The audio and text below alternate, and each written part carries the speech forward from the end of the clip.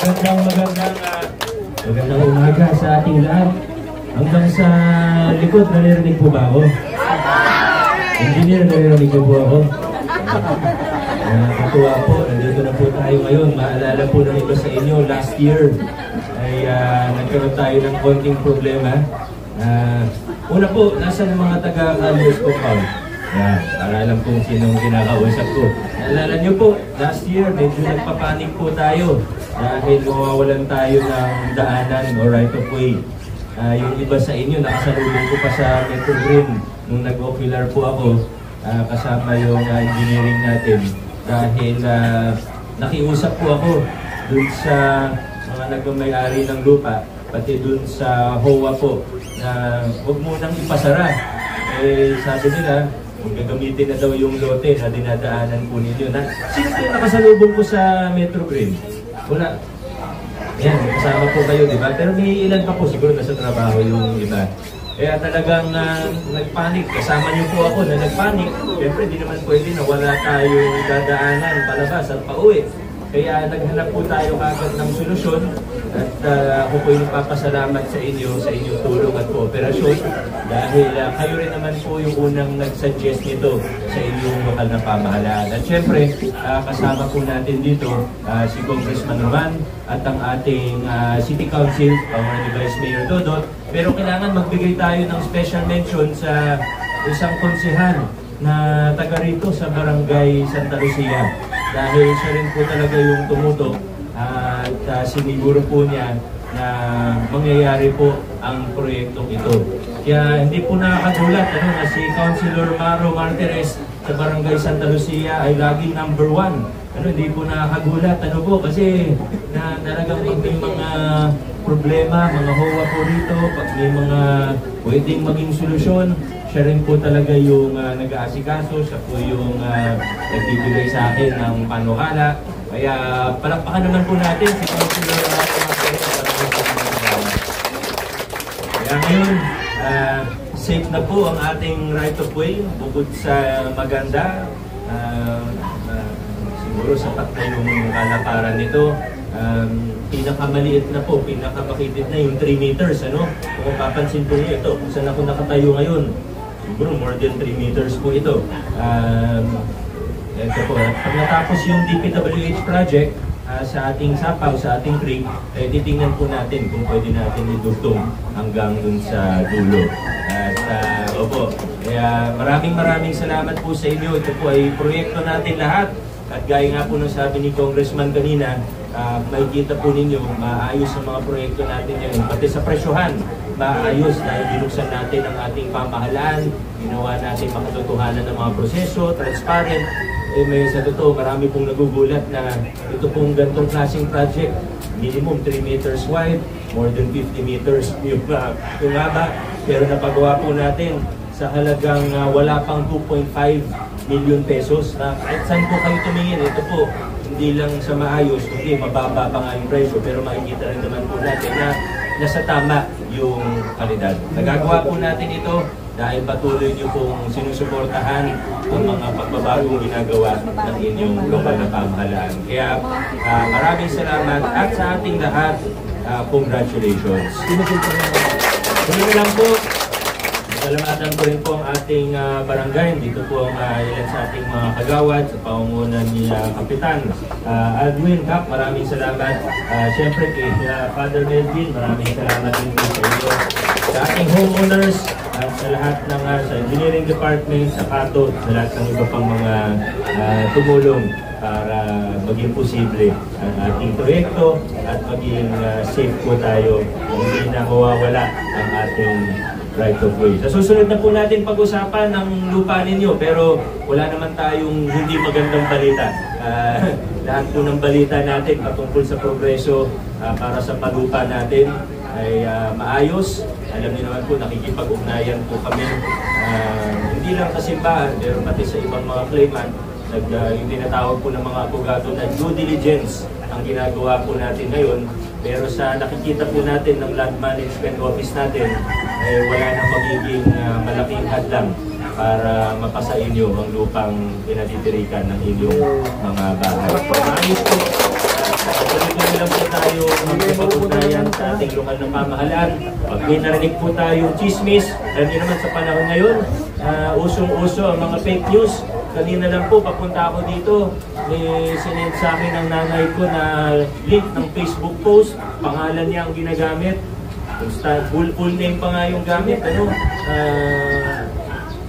basta, hindi mo sabihin yung pangalan, baka nag-share pa eh. Pero ginagamit yung pangalan niya, may mahabang kwento tungkol sa na-hospital daw, tapos ganito yung nangyari, nakimatay daw na ganito, tapos may ininom na gamot, may pinitaan na doktor. Pero hindi po siya yung gumawa ng post na yun, ginagamit yung pangalan niya. Sa akin po, araw-araw, may nakikita rin po ako mga fake news. Mga picture ko, sinabi ko daw ito, hindi. Kaya kailangan maging maingat at mapanuri po tayo. At paalala rin natin sa ating mga kamag-anak, kapamilya na usong-uso po talaga ang fake news ngayon. Hindi na lang sa politika ang fake news, kundi pati sa gamot, sa lahat.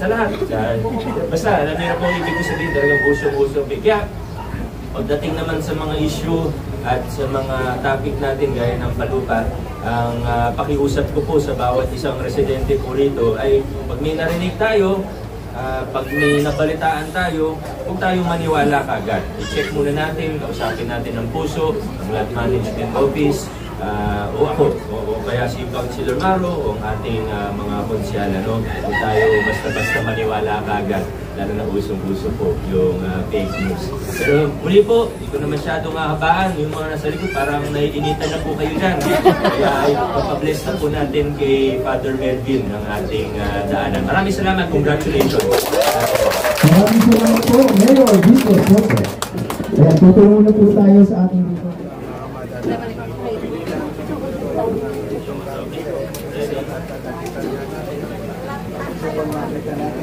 Kayo mga kapatid ng mga ready po, 1, 2, 3. 1, 2, 3. Michelle, hindi ka na malilipat sa Tanay.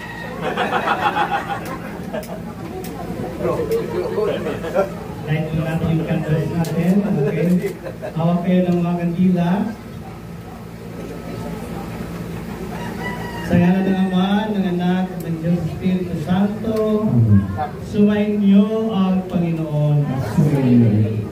Si Kristo na anak ng Diyos ay dumating sa daigdig upang kanyang tipunin ang mga nagkawatak-watak ng mga anak ng Diyos. Anumang daan na naghahatid ng mga tao para magtipon-tipon ay pawang naayon sa layunin ng Diyos at naghahangad ng pag-isahin ang mga pinaglalayo ng mga bundok at nakakahiwalay.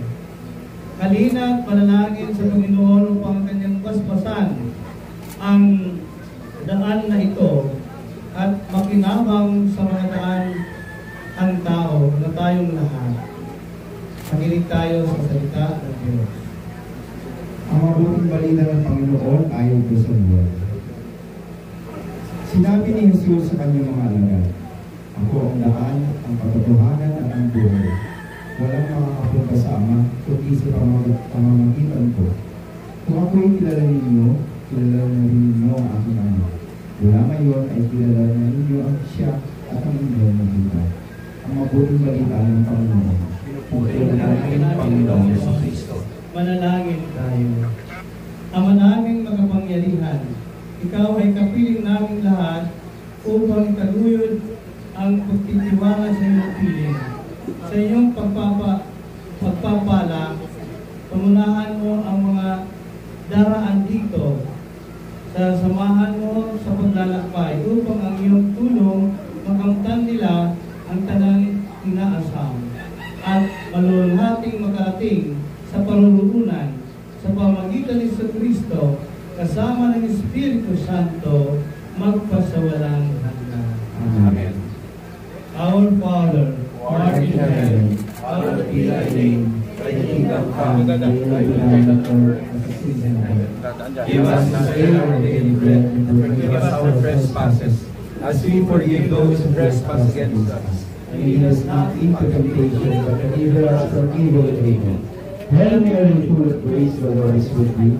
Blessed are you among women, and blessed is the fruit of thy womb, Jesus. Holy Mary, Mother of God, pray for us sinners, now at the hour of our death. Amen. Hail Mary, full of grace, the Lord is with thee.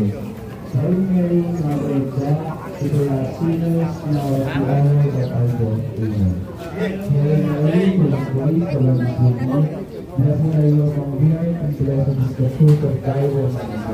Hail Mary, Mother of God, pray for us sinners, now at the hour of our death. Amen.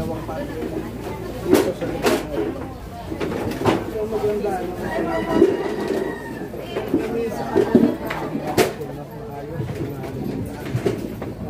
blessed is the fruit of thy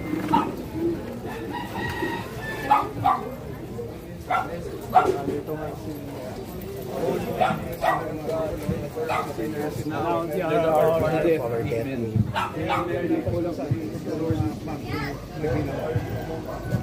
Dito, nabitan pa natin to, no?